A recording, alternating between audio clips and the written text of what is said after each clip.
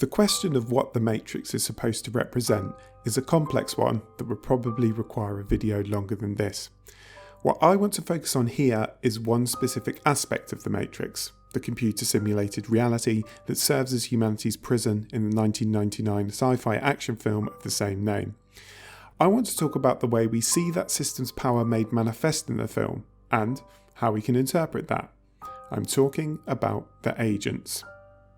Tapping into the mythology of the mysterious men in black, long established in UFO conspiracy theory, these black-suited, clean-cut, sunglasses-wearing avatars of authority show up early in the film, where their significance is quickly established. It is clear that they have privileged access to information, showcasing that their knowledge is beyond the scope of the police force. I sent 2 units. They're bringing her down now. No, Lieutenant, your men are already dead. They have authority, taking the lead in the hunt for the target of law enforcement in this opening scene, Trinity, played by Carrie-Anne Moss. And we learn that they have superhuman abilities. Even Trinity, who we've already seen deal comfortably with multiple armed officers, shows terror when she encounters an agent. We learn that these agents are not humans, but computer programs, enforcers for the Matrix tasked with stamping out any resistance to it. This explains why they act so robotically, speaking coldly and formally in a monotone cadence, why they run across rooftops with the efficiency of a machine as hapless human cops stumble behind them. This is our first clue as to what it is that agents are intended to say about the power of the Matrix, or, to be more specific, systemic power. Power is inhuman. Systems are inhuman. A system does not show empathy or compassion. It never hesitates, enforcing its rules ruthlessly and without compromise. It is only fitting that these agents, these symbols of the system's power, behave like machines with merely a surface of human appearance.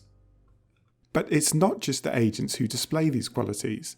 Take a look at this scene where Neo is being chewed out by his boss at the Metacortex Corporation after being late for work. Remind you of anyone? Neo's boss, this Agent Light, is another manifestation of systemic power, a corporate CEO who disciplines Neo for failing to meet the rules and expectations demanded by corporate culture and the society at large. His speech patterns and choice of words are reminiscent of that of the agents, and he mirrors a choice that agents give to Neo directly after this scene. He offers Neo the chance to be at his desk on time from this day forth, or the choice to find another job. The agents offer him the choice of being a good citizen, continuing to work at his respectable job, or to face the consequences of his alternate life as a hacker guilty of virtually every computer crime there is a law for. Both offer him the choice to submit to the system or be punished. The similarities between Neo's boss and the agents are a reminder of the way systemic power is dispersed throughout institutions, workplaces, hierarchies of power, and so on. But it also doubles down on the idea that systemic power is inhuman, or rather that it can make us inhuman. Unlike the agents, Neo's boss is human. Yet, while embodying and enacting systemic power in his role as Neo's boss, he loses his humanity. He begins to resemble the agents.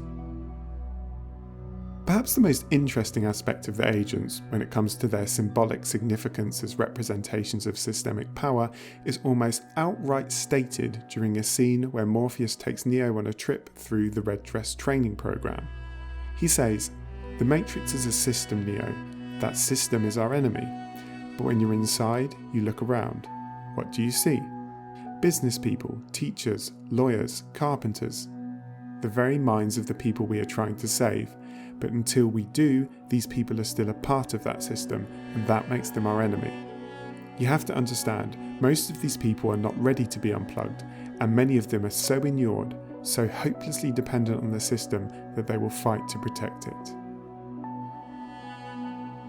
Here we see ideology being brought into play. A system of power requires an ideology that justifies its existence so that people will tolerate it. An ideology is, in part, a version of reality, which is precisely what the Matrix is. And its version of reality is embedded enough to make those plugged into it fight to protect their own prison. Just as in the real world, ideology can convince working class people to vote for parties who are promising to make their lives worse, or subordinate an entire country in poverty and powerlessness while they pay tribute to the person benefiting most from their subjugation. If a system can make people buy into the story that justifies its existence, they can become nodes for its enforcement and perpetuation, or, if you prefer, potential agents. This is, I would argue, what the Matrix is trying to do when it brings to the fore the significance of the agent's ability to become anyone plugged into the system. It shows us how a system can enact power through us and make us all a part of enforcing its ideas, rules, and norms.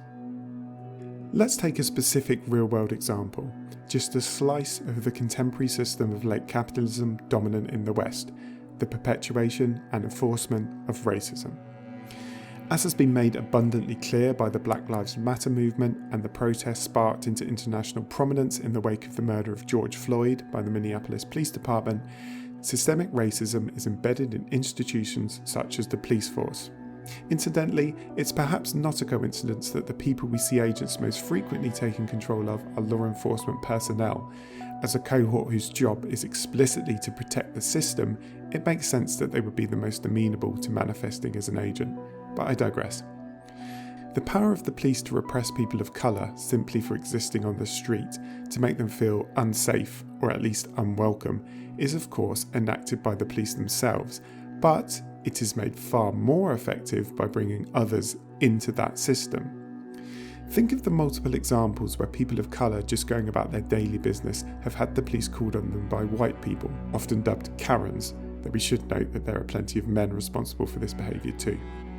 The woman who prevented a black man from entering the apartment building he lived in and called the police. The woman who called the police on a black man walking in the park and falsely told them he was threatening her life. The man who called the police on a group of black men working out in a gym to which they had rightful access. People who called the police on black people for sitting in a car outside their house, gardening, napping, waiting for a friend, going to the gym, again, visiting a Starbucks, selling water, and so on and so on. In the terms of the Matrix, they have become agents. Systemic racism and the ideology that underpins it flows through these people. They remind people of colour that they are not welcome, and without the police themselves needing to be there, they wield the threat of police brutality, potentially even summoning the police to the scene and putting the targets of their racism at serious risk of violence. They have become nodes in the system of racism that operates across society. There's one final thing that's worth taking away from the depiction of the agents and their power in The Matrix. They cannot be killed. Shoot an agent and they just take over another body and come right back at you. In other words, systemic power cannot be adequately combated by focusing on evil individuals. Systemic problems require systemic solutions.